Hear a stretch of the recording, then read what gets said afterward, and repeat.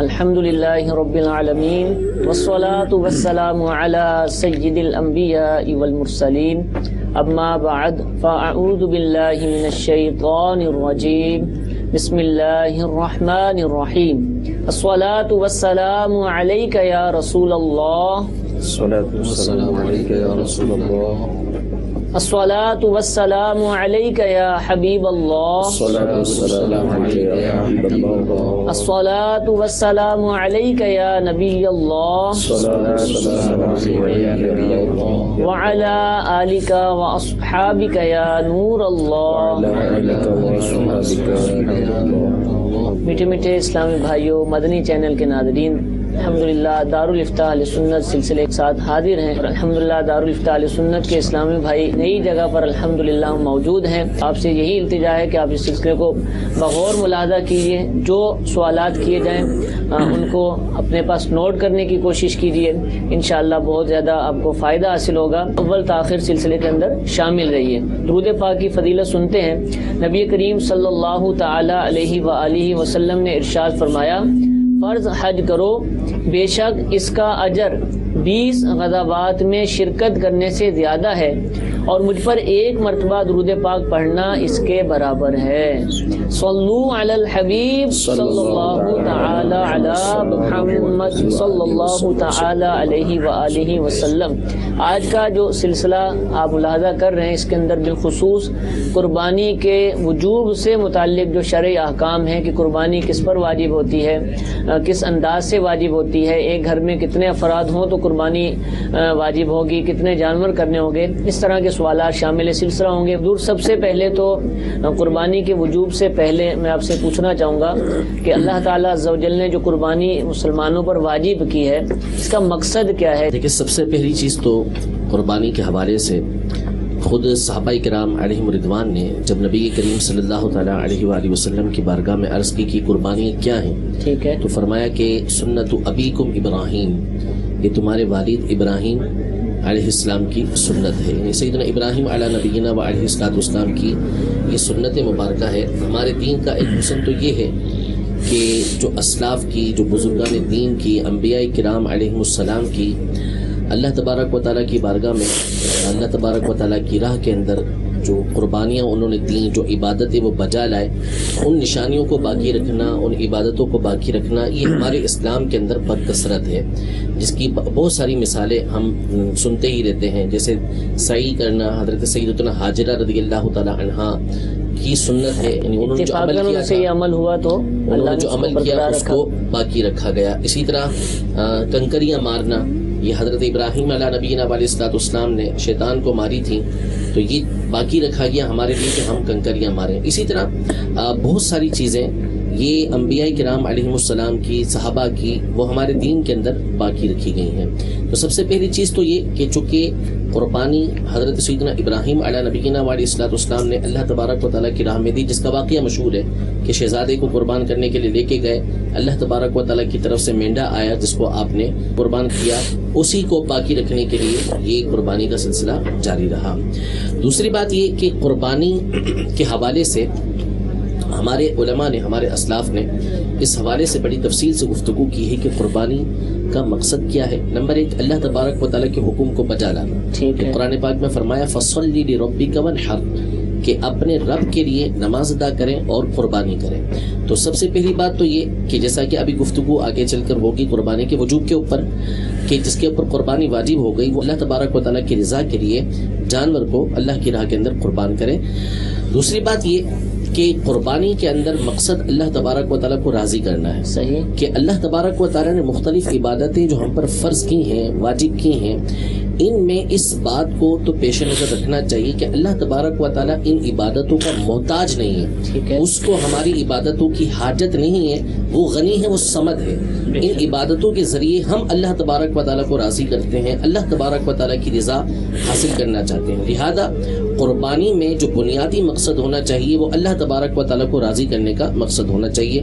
قرآن پاک میں واضح طور پر اللہ تبارک و تعالیٰ نے ارشاد فرمایا لن ینال اللہ لحومها ولا دماؤها ولكن يناله التقوى منكم، کہ اللہ کی بارگاہ میں ہرگز نہ ان قربانیوں کے خون پوشتے ہیں نہ ان کے گوشت پوشتے ہیں. ہاں اللہ کی بارگاہ میں جو تمہارے دل کے اندر تقویٰ ہے وہ پہنچتا ہے. تو یہ پہلا مقصد کہ اللہ تبارک و تعالیٰ کو راضی کرنے کے لیے ہم نے قربانی کرنی ہے. اسی طرح ایک اور مقام پر نبی کریم صلی اللہ تعالیٰ علیہ وآلہ وسلم کو حکم ہوا قل ان صلاتی ونسکی ومحیایا ومماتی للہ رب العالمین. اے محبوب آپ فرمائیے کہ بے شک میری نماز، میری قربانی، میری زندگی، میرا دنیا سے پردہ کر جانا، موت، یہ تمام کی تمام اس اللہ کے لیے ہیں جو عالمین کو پالنے والا ہے. تو قربانی میں یہ چیز پیش نظر رکھنی چاہیے کہ ہم اللہ تبارک و تعالیٰ کی رضا کا حصول کریں.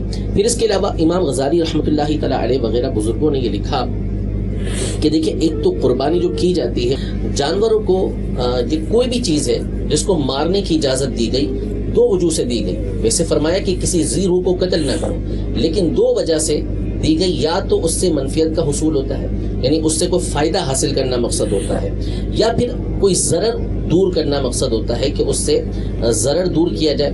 تو اس قربانی کے بہت سارے دنیاوی طور پہ فائدے حاصل ہوتے ہیں. یعنی اس کے اوپر پورا ایک فلسفہ ہے، پوری ایک ہسٹری ہم بنا سکتے ہیں، پورا نقشہ تیار کر سکتے ہیں کہ کس کس کو اس سے کیا کیا فوائد حاصل ہوتے ہیں.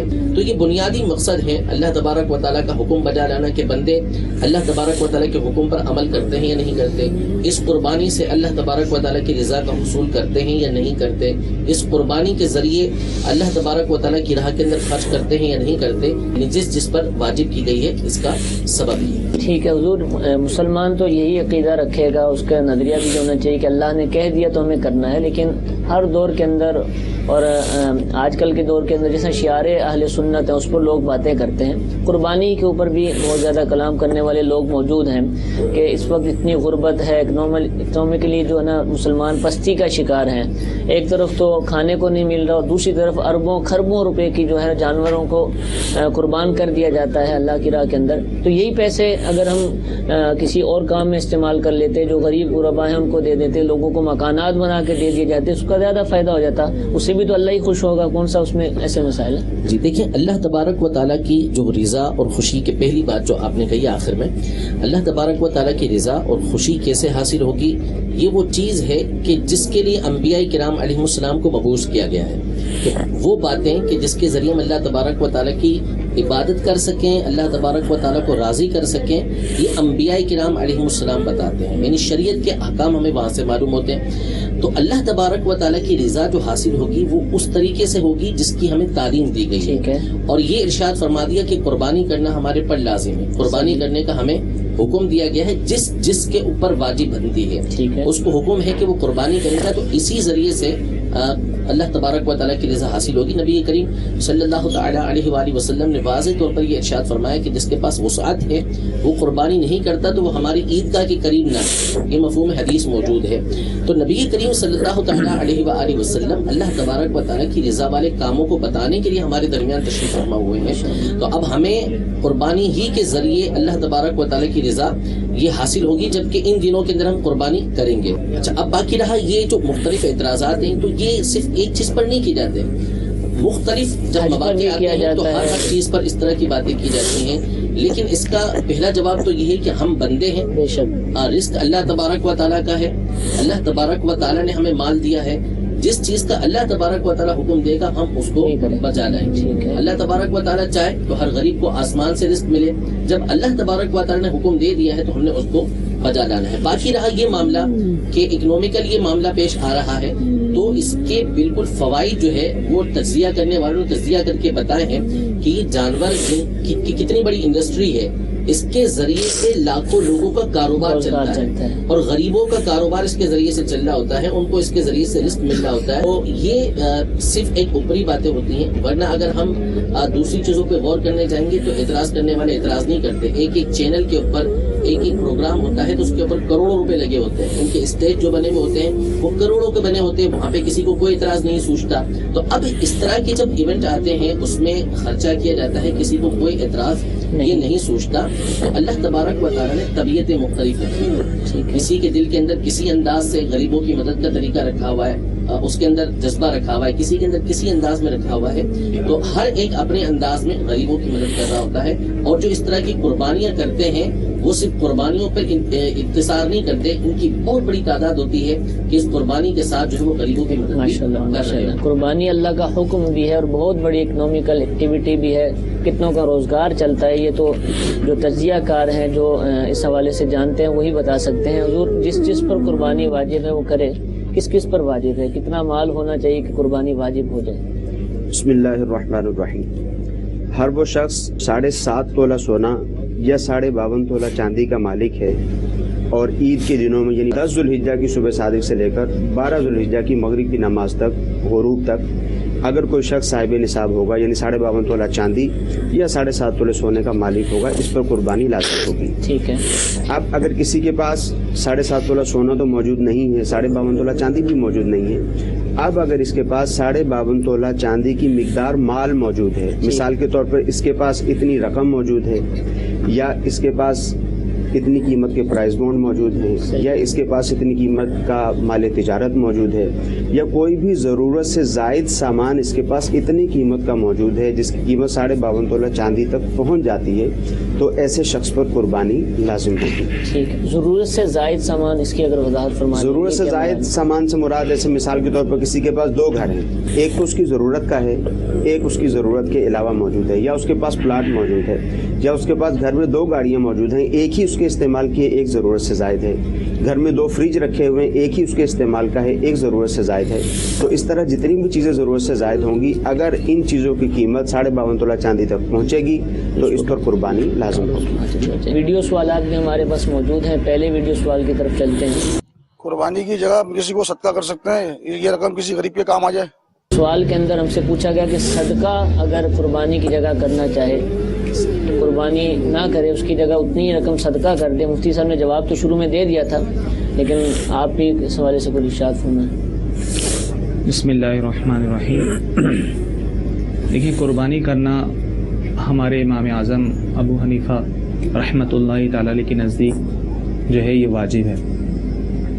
اگر ہم اس کو واجب لیں اور بعض کے نزدیک سنت بھی ہے، تو پھر بھی قربانی کرنا یہ صدقے سے افضل ہی رہے گا. ٹھیک ہے. اول تو یہ ہے کہ قربانی کرنے کا حکم دیا گیا، قرآن پاک میں بھی اس کا حکم ہے اور حدیث پاک میں بھی ارشاد فرمایا گیا. اور حدیث پاک میں یہ ارشاد فرمایا گیا کہ قربانی کے لیے، قربانی کے دن جو روپیہ خرچ کیا جاتا ہے تو اس سے پیارا روپیہ کوئی نہیں ہوتا. دیکھیں، قربانی جو ہے یہ مخصوص ایام میں ہوتی ہے، ان 3 دنوں میں ہوتی ہے، اس کے علاوہ قربانی ہو نہیں سکتی. صحیح. لیکن صدقہ جو ہے وہ پورے سال ادا کیا جا سکتا ہے. صدقہ جو ہے یہ نفل ہے، یہ جب چاہیں ادا ہو جائے گا. لیکن قربانی صرف ان 3 دنوں میں ہی ہو سکتی ہے، تو لہذا بہر صورت قربانی کرنا یہ صدقے سے افضل ہی رہے گا. اس کو فقہاء کرام نے اس مسئلے پر جو ہے قیاس کیا کہ جس طرح آفاقی یعنی وہ شخص جو میقات سے باہر رہتا ہو اسے آفاقی کہتے ہیں، وہ اگر مکے میں آئے تو اس کے لیے کیا چیز افضل ہے، نفل نماز پڑھنا افضل ہے یا طواف کرنا افضل ہے؟ ٹھیک ہے. تو یہ فرمایا گیا کہ اس کے لیے طواف کرنا افضل ہے. کیوں؟ کیونکہ طواف صرف یہیں ہو سکتا ہے اور کہیں نہیں ہو سکتا. نفل نماز تو اپنے علاقے میں، اپنے ملک میں بھی پڑھ سکتا ہے. تو اسی طرح قربانی کے ایام میں ہی قربانی ہو سکتی ہے، اس کے مخصوص جو وقت ہے اس میں ہی ہو سکتی ہے، اس کے علاوہ نہیں ہو سکتی. اور صدقہ جو ہے پورے سال جب دیا جائے وہ ادا ہو جائے گا. تو لہذا جو ہے قربانی کے دنوں میں قربانی کرنا ہی افضل ہے. حضور یہ ارشاد فرمائیے کہ کیا اگر قربانی کرنے کی طاقت نہ ہو تو کیا کیا جائے؟ کیا ویسے ہی کوئی ثواب حاصل ہونے کی صورت ہے کہ قربانی نہ کی لیکن ثواب بھی حاصل ہو جائے؟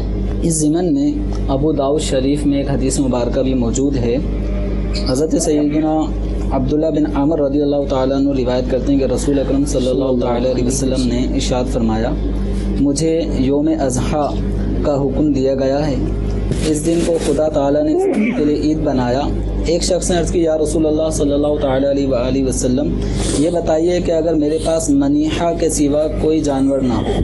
منیحہ اس جانور کو کہتے ہیں کہ جو کسی دوسرے آدمی سے اس لیے لے لیا کہ اس کے دودھ کو یہ استعمال کرے گا اور واپسی دے دے گا، یعنی گویا اس کی ملک میں نہیں ہے، جانور کسی اور کا فائدے کے لیے عاریتاً اس نے دودھ کے لیے لیا ہوا ہے۔ تو وہ عرض کرتے ہیں کہ یہ بتائیے کہ اگر میرے پاس منیحہ کے سوا کوئی جانور نہ ہو تو کیا اسی کی قربانی کر دوں؟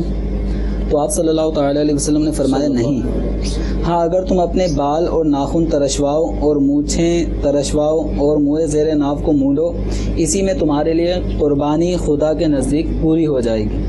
یعنی جس کو قربانی کی توفیق نہ ہو اسے ان چیزوں کے کرنے سے قربانی کا ثواب حاصل ہو جاتا ہے۔ وہ آدمی جس کے پاس قربانی کے واجب ہونے کے شرائط اس کے پاس نہیں پائے جا رہے، اتنا مال و اسباب اس کے پاس ضرورت اور حاجت سے زائد نہیں ہے کہ جو نصاب کے برابر ہو کہ قربانی اس پہ واجب ہو سکے، اب وہ غریب ہے اور قربانی کا ثواب حاصل کرنا چاہتا ہے، تو فقہاء کرام نے اس کا ایک عمل لکھا ہے، اگر اس عمل پہ کوئی غریب جس کے اوپر قربانی واجب نہیں ہے اگر وہ عمل کرے تو انشاءاللہ اس کو قربانی کرنے کا ثواب ملے گا۔ ٹھیک ہے۔ تو مفتی احمد خان نعیمی رحمۃ اللہ تعالی علیہ نے اس مرآت المناجی کے اندر لکھا ہے کہ جو قربانی کی طاقت نہیں رکھتا تو ذی الحجہ کا چاند نظر آتے ہی، یہ عشرہ اولا جو اس کا ہوتا ہے، تو یہ پہلے 10 دنوں میں اپنے جسم کے غیر ضروری بال اور اسی طرح ناخن وغیرہ نہ کاٹے۔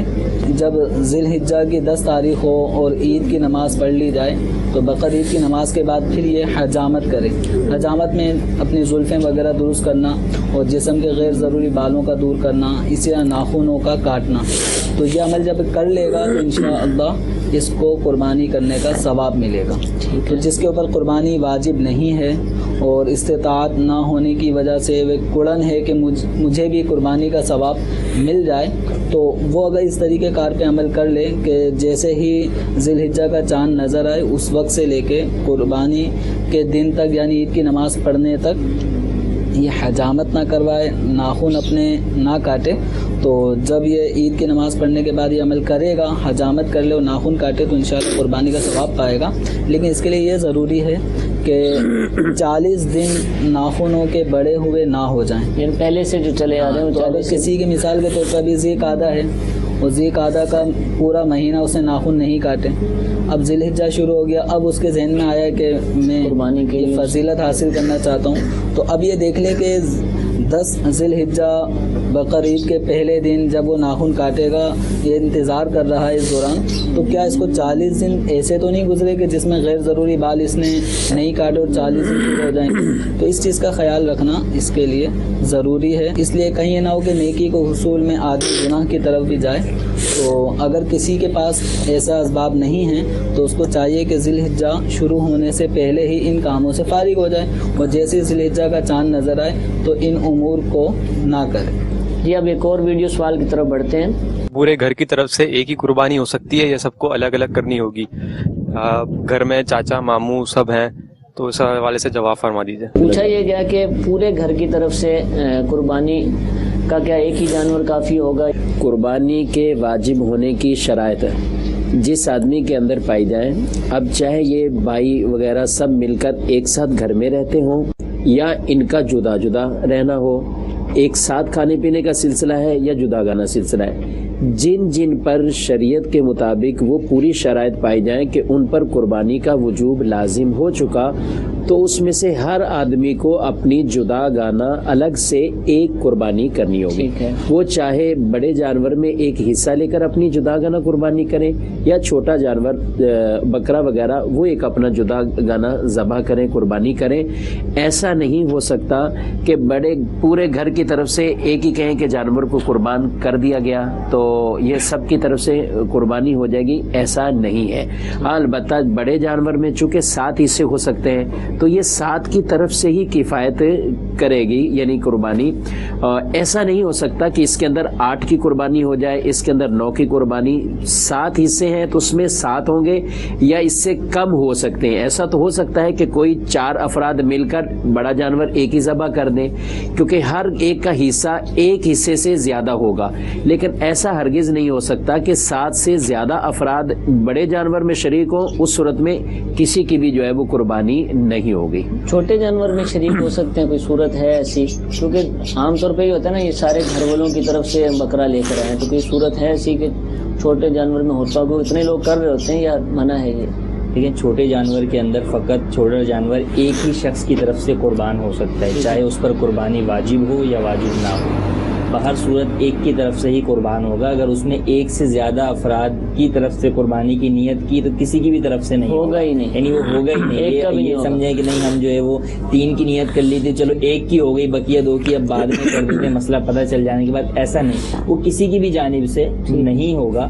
اور بڑے جانور کے اندر بھی آپ کو متعین کرنا ہوگا، صحیح، کہ مثلاً گھر کے افراد ہیں تو اب آپ بڑا جانور لائے ہیں تو گھر کے افراد کتنے ہیں جن پر قربانی واجب ہے، یا آپ کتنوں کی طرف سے قربانی ادا کر رہے ہیں۔ مثال کے طور پہ قربانی واجب ہے جو ہے وہ 5 افراد پر، لیکن اب جو ہے وہ کچھ دادا دادی کے حصے اس کے اندر شامل کر دیے، کچھ نانا نانی کے شامل کر دیے، کچھ بچوں کے حصے لے لیے، جن پر قربانی واجب ہے ان کے حصے شامل ہی نہیں کیے۔ صحیح، تو اب جن پر واجب ہے وہ تو بہرحال اپنی جگہ پر ہی کھڑے ہوئے ہیں، ان کے اوپر قربانی کا وجوب تو باقی ہی ہے۔ تو جن افراد پر گھر میں قربانی واجب ہے ان افراد کے متعین حصے آپ کو ڈالنے ہوں گے کہ اس جانور کی قربانی ہم فلاں افراد کی طرف سے کر رہے ہیں، اور وہ حصے 7 سے زیادہ نہیں ہو سکتے، ہاں کم ضرور ہو سکتے ہیں کہ مثال کے طور پہ 2 افراد ہی لا کے ایک جانور کو جو ہے وہ کریں، 3.5 حصے ہوں۔ اب یہاں پر بعض لوگوں کے ذہن میں یہ بات آتی ہے کہ بھائی 3.5 کیسے ہو سکتے ہیں، آدھا کیسے ہوگا، یعنی حصہ یا تو پورا ہوگا۔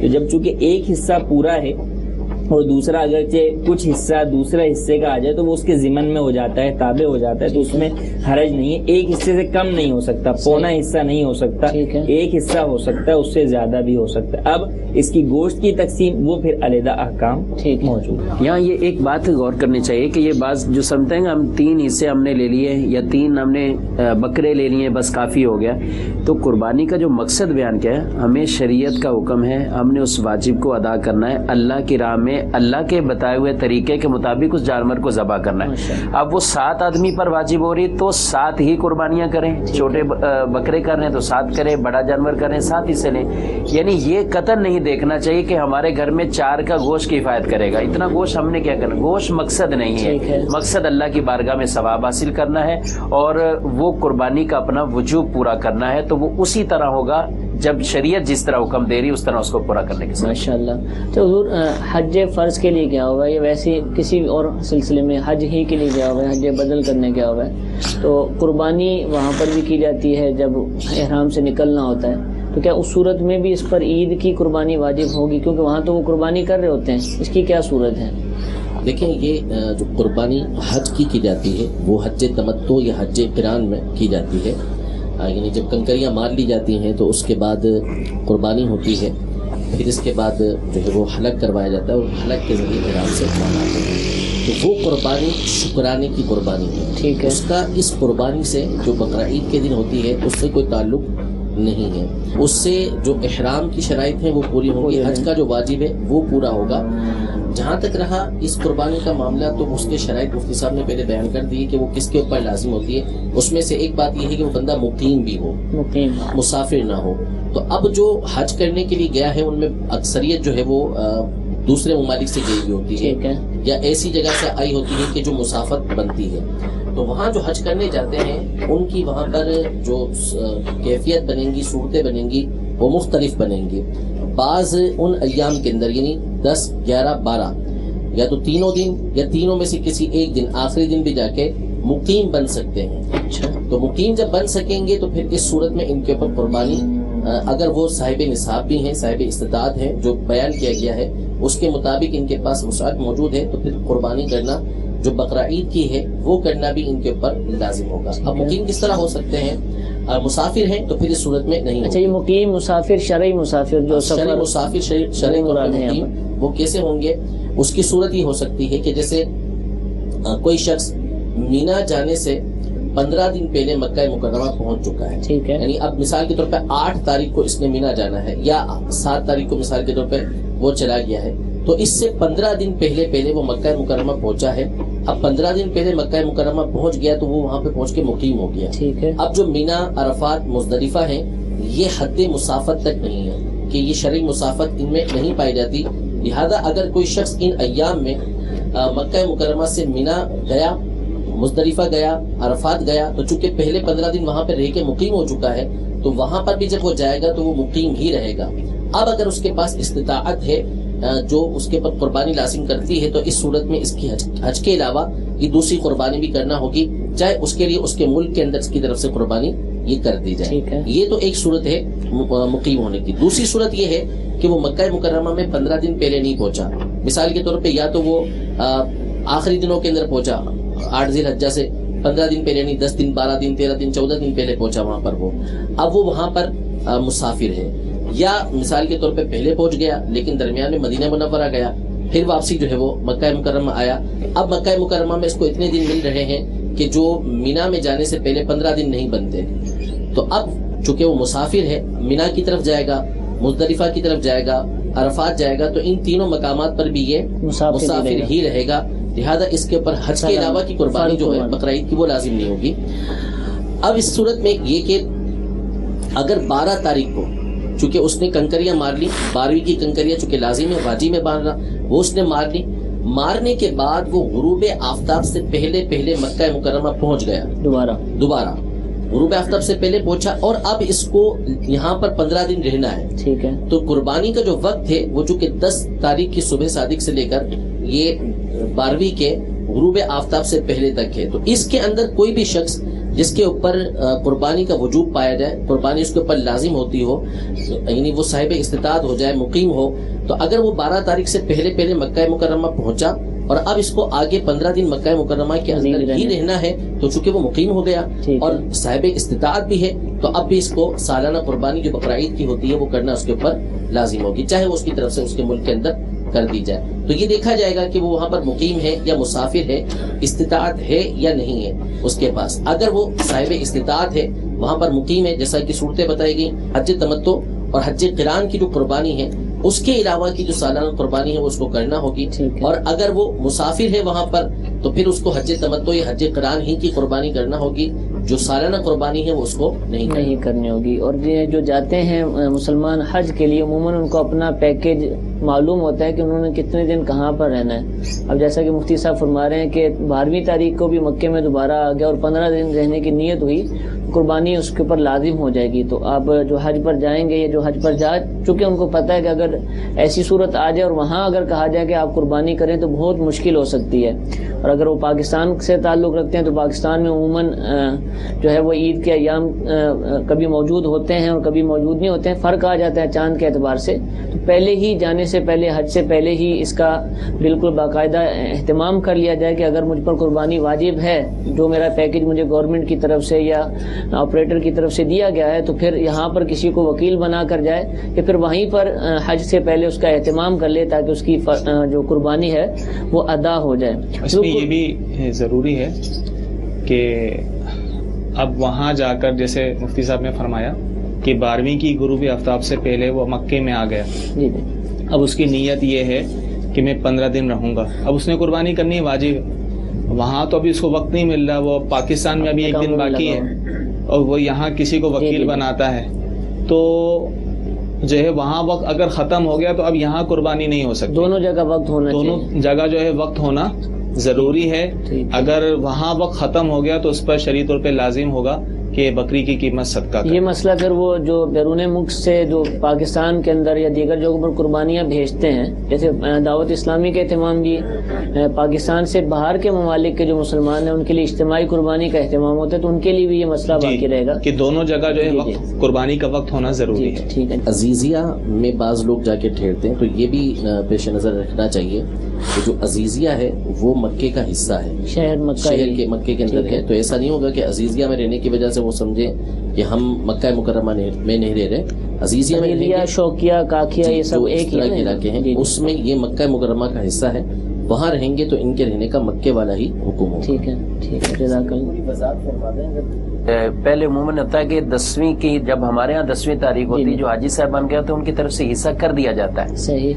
اب واجب اس پر بعد میں ہو رہا ہے. ہاں، یہ بھی ایک صورت اگلے مرحلے میں غروب آفتاب کے بعد واجب ہو رہا ہے. آپ نے بھی وضاحت کی، مفتی صاحب نے بھی وضاحت کی کہ دونوں کا وقت ہونا ضروری ہے. ٹھیک ہے.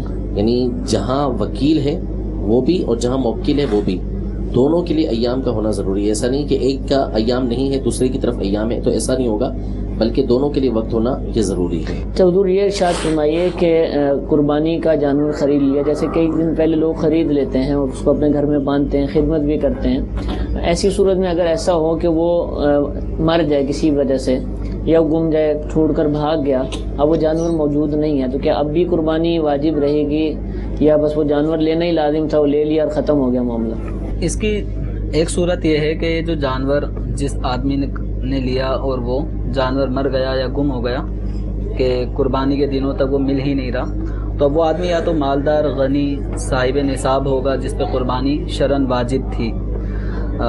اب اس کی ایک صورت یہ ہے کہ اگر وہ جانور جو گم ہو چکا ہے یا مر چکا ہے، اس جانور کے بعد بھی یہ آدمی خرید لینے کے بعد بھی وہ آدمی اب بھی غنی ہے، یعنی اب بھی اس کے پاس نصاب موجود ہے، تو اس کے اوپر واجب ہے کہ دوسرے جانور کو خریدے، دوسرے جانور کی قربانی کرے. ٹھیک ہے. اور اگر یہ جانور جیسے ذوق شوق محبت میں غریب بھی جانور خرید لیتے ہیں قربانی کرنے کے لیے، اب ان کا جانور اگر مر جاتا ہے تو فقیر شرعی پر واجب نہیں ہے کہ وہ دوسرا جانور لے کر آئے خریدے. لیکن جو غنی ہے، جانور خریدنے کے بعد بھی اس کے مر جانے کی صورت میں جو نقصان ہوا، اس کے بعد بھی وہ مالدار اور صاحب نصاب ہے، تو اس پہ واجب ہے کہ ایک اور جانور کا اہتمام کرے، انتظام کرے اور قربانی کرے. ٹھیک ہے. بس اوقات گم جانور ہو گئے اور گم ہونے کے بعد 2-1 دن بعد مل گئے، تو اس صورت میں اب یہ چاہے تو جیسے اگر اسی جانور کی قربانی کر دے، اور اگر اس نے اس کی غیر موجودگی میں دوسرا جانور خرید لیا تھا تو اب اس کی مرضی ہے، چاہے تو پہلا جانور قربان کر دے یا دوسرا جانور قربان کر دے. اس میں یہ مسئلہ بھی ہے کہ اگر وہ غنی شخص ہے اور اس غنی نے ان دونوں میں سے بعد والا جانور کیا اور پہلا بھی مل چکا تھا اور پہلا جو جانور تھا اس کی قیمت زیادہ تھی، تو جتنی وہ زیادتی تھی اس جانور میں وہ کمی ہے وہ صدقہ کرے گا رقم. لیکن اگر پہلے جانور کو اس نے کر دیا، بعد والا بھلے قیمت میں زیادہ تھا، تو اس کے اوپر کوئی کسی قسم کا صدقہ لازم نہیں ہے. ٹھیک ہے. ٹھیک ہے. تو حضور عید کے دوسرے یا تیسرے دن صاحب نصاب ہوا، مالک نصاب ہوا، اس کے وہ اتنی رقم آئی، تو کیا اب بھی قربانی کرے گا یا بس عید سے پہلے عموماً ہوتا ہے نا، پہلے ہم اپنا بجٹ دیکھتے ہیں پھر اس کے حساب سے فیصلہ کرتے ہیں، اچانک اسی دن کوئی پیسے آ گئے، کچھ مل گیا، تو اب بھی جانور ڈھونڈنے جائے گا، عید منائے گا، کیا کرے گا؟ قربانی کا جو وقت ہے، جو ایام ہے، 10ویں کی صبح صادق سے لے کر 12ویں کی غروب آفتاب تک، اب غروب آفتاب سے پہلے کوئی شخص صاحب نصاب ہو گیا، اگر شروع میں فقیر تھا اب وہ غنی ہو گیا، قربانی کا وقت باقی ہے، تو اب اس پر جو ہے قربانی کرنا واجب. اچھا، مالک نصاب تھا وہ اور جانور نہیں خریدا.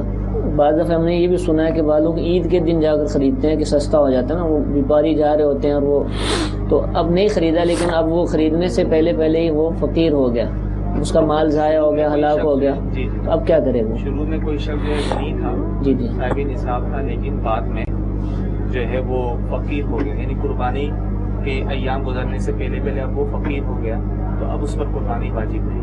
ٹھیک ہے. نابالغ بچے اور بچی کے پاس اگر مال آ جائے، جو آپ نے شروع میں ارشاد فرمایا کہ ان پر بھی قربانی واجب ہوگی، ان کا جو ولی ہے وہ کرے گا یا ان پر واجب نہیں ہوگی؟ دیکھیں، قربانی کے وجوب کی شرائط میں سے ایک شرط یہ بھی ہے کہ مسلمان ہو اور عاقل بھی ہو، ٹھیک ہے، بالغ بھی ہو. اب جو بالغ نہیں ہے اس پر قربانی لازم نہیں ہے، اگرچہ اس کے پاس اتنا مال موجود ہے کہ بچہ یا بچی صاحب نصاب ہیں، نہ ان پہ واجب ہے نہ ان کے ولی پہ واجب ہے کہ وہ اپنے مال سے کرے یا بچوں کے مال سے کرے. نابالغ جو ہے کسی بھی صورت میں اس پہ قربانی لازم نہیں ہے. جب نابالغ بچے کے پاس مال موجود ہے، اس کے ولی کے قبضے میں ہے، بچے خواہش کرتے ہیں گھروں میں جانور آ جائے، تھوڑا سا ہم بھی اس کو لے کے چلیں، اگرچہ وہ گھر والے ہو سکتا ہے بڑا جانور لے کر آئے ہوں، لیکن بکرے کی خواہش، بکری کی خواہش، تو اب وہ اس کی فرمائش پر کہتے ہیں چلو یہ بچہ ہی مانگ رہا ہے تو اسی کی رقم سے میں جا کر خرید کر لے آتا ہوں، اگرچہ قربانی تو واجب نہ تھی، تو کیا ولی کو یہ اجازت ہے کہ وہ مال اس طرح نابالغ تو چونکہ قربانی کا وجوب نہیں ہے، اب نابالغ کی رقم اس طرح سے ولی استعمال نہیں کر سکتا. ٹھیک ہے. بچہ اگر ضد کرتا ہے یہ لا کے دینا چاہتا ہے تو اپنی رقم میں سے لا کے دے سکتا ہے، اپنی رقم سے لا کر دینے کا، ورنہ نہیں. اچھا، اپنی رقم سے کوئی لے آیا جانور ایسے ہی خرید کر، اس کی کیا نیت کرے؟ بچے کے لیے بچہ ضد کر رہا ہے کہ جانور آنا چاہیے، اس میں قربانی تو واجب ہی نہیں ہے، لیکن اس کے اندر قربانی کی نیت بچے کی طرف سے بھی کی جا سکتی ہے، نفلی قربانی تو بچے کی طرف سے بھی ہو سکتی ہے، واجب اگرچہ نہیں بھی ہے تو، یا پھر بچے کے لیے لے کر آ گئے لیکن اپنے کسی مرحومین کے ایصال ثواب کے لیے بھی ہو سکتی ہے، بزرگان دین کے ایصال ثواب کے لیے ہو سکتی ہے، نبی کریم صلی اللہ علیہ وسلم کے ایصال ثواب کے لیے ہو سکتی ہے، یہ تمام نیتیں بہرحال کی جا سکتی ہیں۔ جزاک اللہ۔ میٹھے میٹھے اسلام بھائیو، آج آپ نے قربانی کے وجوب سے متعلق شرعی احکام الحمدللہ سنے، مفتیان کرام ہمارے ساتھ موجود تھے۔ اللہ تعالیٰ ہم سب کو عمل کرنے کی توفیق عطا فرمائے، آمین بجاہ النبی الامین۔ صلو علی الحبیب صلی اللہ تعالی علی محمد صلی اللہ